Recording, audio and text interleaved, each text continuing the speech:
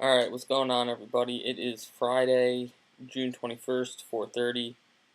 Market closed up a little bit ago. What we're going to do today is just go over what we were looking at this week and what ended up happening, and kind of briefly hit upon what we might be looking at going into this upcoming week. Coming into the week, we were bullish overall Monday, Tuesday, Wednesday. We thought they would run us up into the FOMC minutes, which they did, but Wednesday was kind of a turning point for us. The FOMC minutes came out, and they were fine. We were running off the FOMC minutes. We looked good, and then Bernanke came out and started crapping out on the question and answering part, and I guess it scared everybody.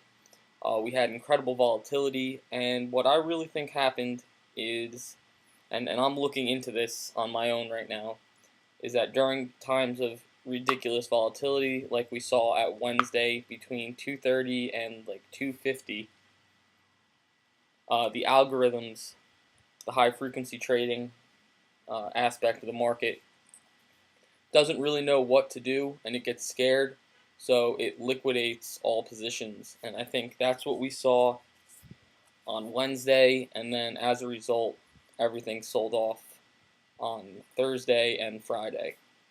With that being said, we now find ourselves in a pretty precarious position as far as the overall market. We are expecting a bounce next week early, but that's something that we'll talk about later or during the weekly update or the week outlook video. For now, though, we have two pretty important areas of support right now. The first one being the yellow box, which is 1597.57 to 1575.8. That box held today.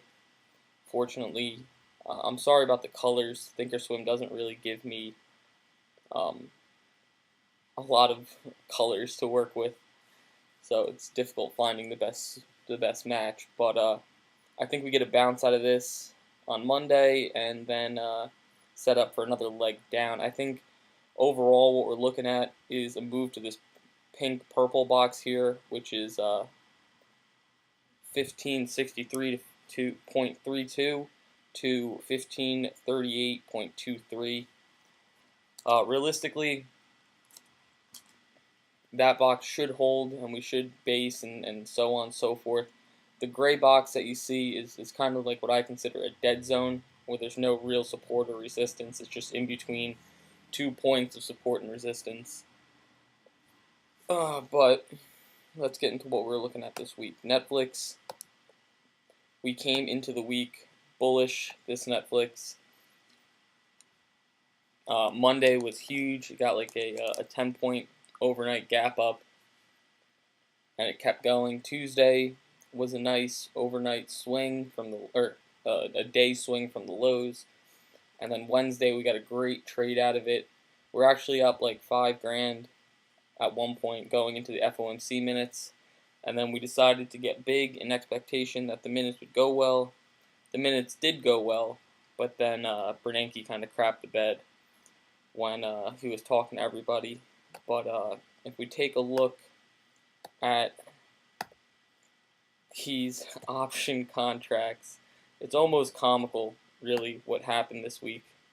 But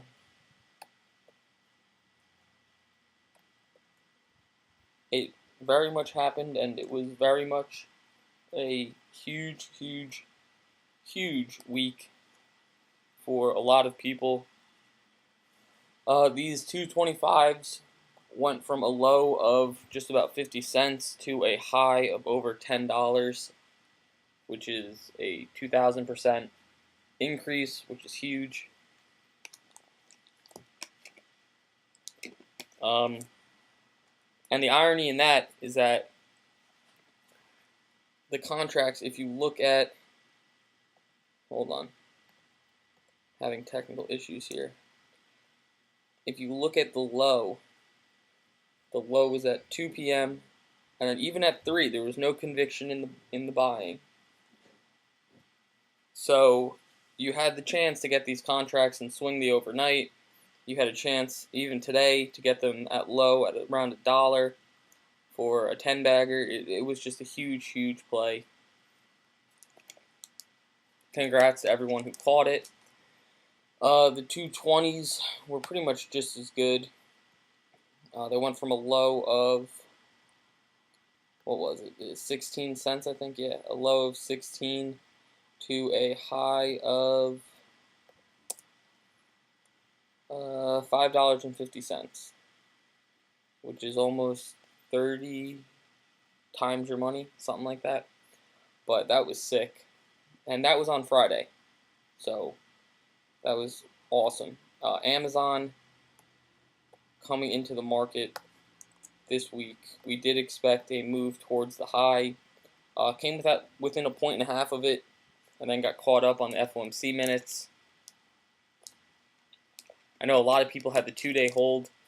Monday and Tuesday paid out pretty nicely, but then everything kind of crapped out, obviously, and that was that. Going into next week, I would look for Amazon to try and bounce back towards the 278 area, and then when the market goes down for another leg, try and hold again in the 273, 272 neighborhood. Bank of America got me good this week, real good.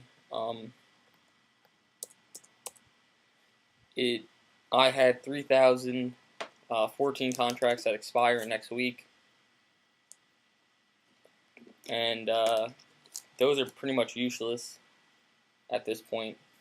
But this Bank of America was a liar this week. You'll see with Goldman Sachs, which is the next stock we're going to cover. Goldman was showing weakness all week. Bank of America was showing strength all week. So one of them was lying, one of them was telling the truth, and unfortunately we picked the wrong one to be telling the truth. I'm not even going to update the options contracts. It's just not worth it.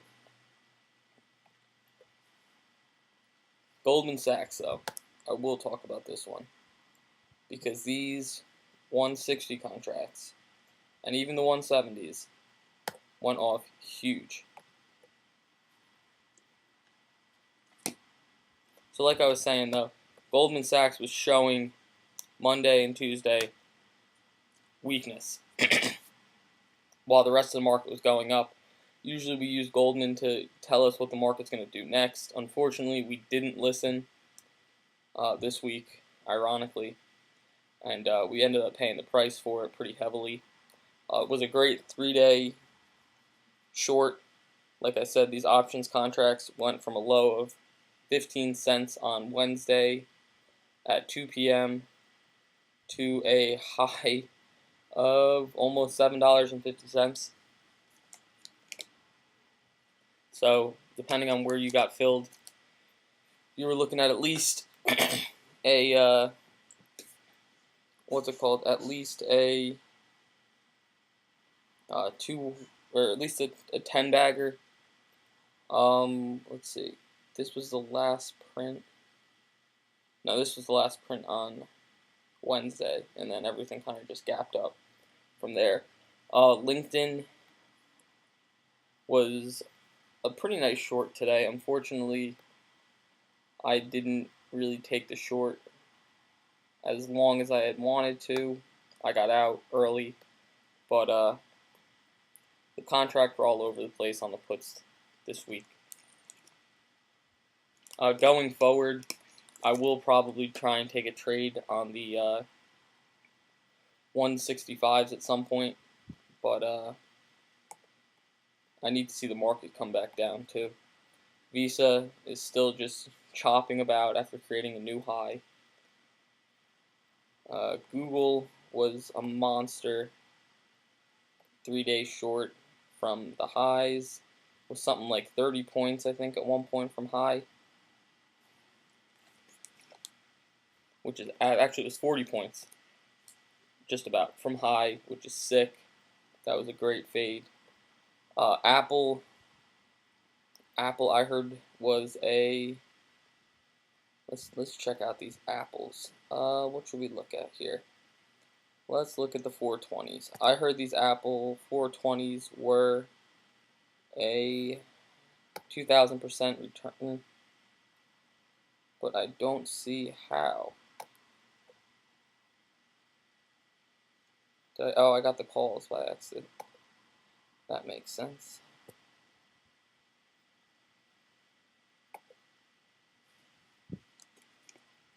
Wow. They went from a low of 39 cents on Wednesday morning.